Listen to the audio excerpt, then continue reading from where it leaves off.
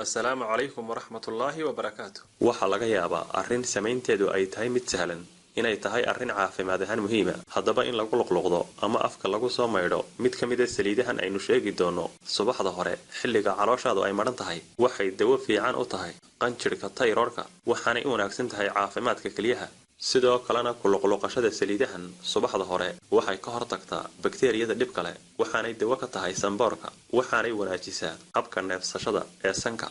isla markaana qaabkani wuxuu dawo cajiib u yahay caafimaad qabka ciridka iyo safaynta ilkaha waxa kale oo jidhka siiyaan deganaan xilliga maalinimo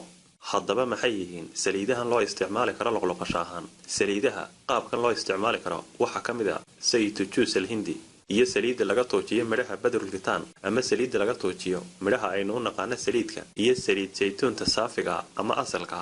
macnaheeduna maaha inaad dhammaan saliidahan wada isticmaasho ee waa inaad saliidaha mid ka mid ah isticmaasho kolba tii adigu aad heli karto qaabka loo isticmaalayaana waa qaab aad u sahlan waana inaad hal malqaacad ka bato kadibna aad ku wareejiso afka oo aad ku luqluqato adigoo aan liqahayn waana inaad 5 daqiiqo afka ku haysaa 5 daqiiqo kadibna waad iska tufaysaa waxaanaad kaga sii daba luqluqanaysaa biyo nadiif ah waana subaxda hore iyadoo calooshaadu ay maran tahay ilaahay subxaanahu wa ta'aala waxaynu weydiisanaynaa caafimaad taama iyo dambi dhaaf